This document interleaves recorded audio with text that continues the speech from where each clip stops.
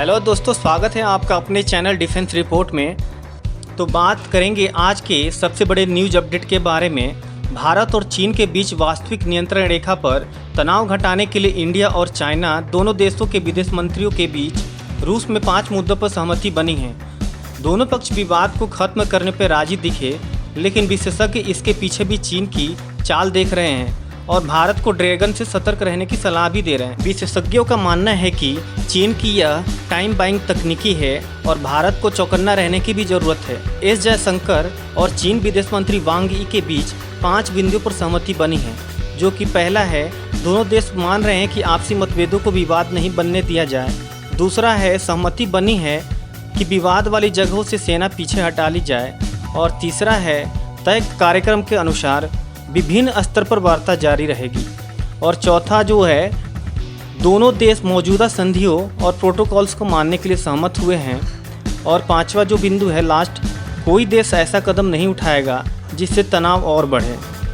गौर करने वाली बात ये भी है कि राष्ट्रीय सुरक्षा सलाहकार अजित डोभाल और ई के बीच इन मुद्दों पर 2 महीने पहले भी सहमति बनी थी, लेकिन ड्रैगन ने धोखा दे दिया था। डोभाल और चीन के विदेश मंत्री और स्टेट काउंसलर वांग यी के बीच लिए बातचीत हुई थी। दोनों देशों ने बातचीत में भविष्य में गलवान घाटी जैसी घटना को रोकने के लिए शांति बनाए रखने पर सहमति हुए थे। बातचीत के दौरान दोनों पक्ष इस बात पर भी सहमत दिखे कि जल्दी से जल्दी विवादित क्षेत्र से सेना पीछे हट जाए और वहां शांति बहाली हो जाए। दोनों पक्ष इसके लिए वास्तविक नियंत्रण रेखा LAC के करीब मौजूद सैनिकों के जल्द से हटाने पर भी राजी हुए थे। लेकिन इस बातचीत के बाद भी 29 और 30 अगस्त की रात चीनी सेना ने LAC पे चाल चली। सरकारी सूत्रों ने कहा कि भारतीय पक्ष ने लद्दाख में वास्तविक नियंत्रण रेखा पर चीन की तरफ से भारी संख्या में सैनिकों और सैन्य साजो सामान का तैनाती का मुद्दा भी उठाया और अपनी चिंताएं जाहिर की। सूत्रों ने शुक्रवार को कहा कि चीनी पक्ष सैनिकों की तैनाती को लेकर कोई पुख्ता स्पष्टीकरण पेश नहीं कर सका। 5 सूत्रीय मुद्दे पर चीन की सहमति को विशेषज्ञ शक की नज़र से भी देख रहे हैं। दरअसल चीन की चालबाजियां किसी से छिपी नहीं है। 1962 से लेकर 2020 तक चीन का इतिहास हर बार धोखा देने का ही है। विशेषज्ञों का कहना है कि चीन इस समय भारत के आक्रामक अंदाज के बाद बैकफुट पे है और यह LAC भी थोड़ा वक्त चाहता है। जिस तरह से भारत ने पूर्वी लद्दाख में तैनाती कर रखी है, उससे चीन को यह भी पता है कि वह ज़्यादा कुछ कर पाने की स्थिति में नहीं है। ऐसे में लद्दाख में आने वाले महीनों में कड़ाके की ठंड के लिए चीन कुछ समय हासिल करना चाहता है।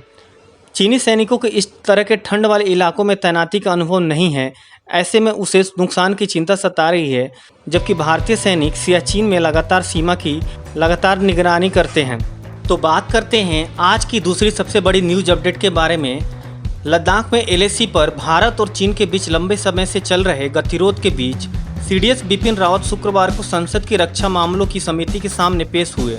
हालांकि बैठक का आधिकारिक एजेंडा सैन्य बलों के लिए राशन के सामान और वर्दी का प्रावधान और इसकी गुणवत्ता की निगरानी के लिए था। संसद की रक्षा मामलों की समिति के अध्यक्ष BJP नेता जोएल ओरांव हैं। समिति की शुक्रवार को हुई बैठक में जो सदस्य शामिल हुए, उसमें राष्ट्रवादी कांग्रेस पार्टी के प्रमुख शरद पवार और कांग्रेस नेता राहुल गांधी भी शामिल थे। पिछले साल लोकसभा चुनाव के बाद इस समिति ने नामित किए जाने के बाद से राहुल गांधी संभवतः पहली बार इसकी बैठक में शामिल हुए हैं। इससे पहले दिन में पवार ने संवाददाताओं से कहा था कि वह लद्दाख में LAC पर स्थिति को लेकर सदस्यों के समक्ष एक प्रस्तुतिकरण देने के लिए कहेंगे। हालांकि भारतीय सेना और चीन की पीपल्स लिबरेशन आर्मी के बीच मई की शुरुआत में पूर्वी लद्दाख में LAC के पास कई स्थानों पर गतिरोध बना हुआ है। LAC पर 45 साल में पहली बार सोमवार को गोलीबारी हुई है। दोनों पक्षों ने एक दूसरे पर हवा में गोलीबारी करने का आरोप लगाया था। तो बात करेंगे दिन के तीसरे सबसे बड़े न्यूज अपडेट के बारे में। किरण रिजिजू ने अपने ट्विटर अकाउंट से कंफर्म किया है कि चीनी पहले सेना कल भारतीय सेना को अरुणाचल प्रदेश के युवाओं को कल सौंपेगी। कल यानी 12 सितंबर को बॉर्डर के निर्धारित स्थान पर सौंपने की संभावना है। कुछ दिन पहले खबर निकल के आई थी कि अरुणाचल प्रदेश के 5 युवाओं को PLA ने अपने कब्जे में ले लिया था, जिसके बाद हॉटलाइन पे इंडिया की तरफ से चाइनीज आर्मी को कंफर्म भी किया गया था। उसके बाद आज जाके ये ट्विटर पे आज कंफर्मेशन न्यूज़ मिला है कि कल यानी 12 सितंबर को 5 युवाओं को चीनी आर्मी छोड़ने के लिए राजी हो गई है। तो बात करेंगे आज के चौथे न्यूज़ अपडेट के बारे में। जो कि सीमा विवाद को लेकर एलएसी पर चल रहे टकराव के बीच भारत ने हिंद महासागर में भी चीन की घेराबंदी तेज कर दी है।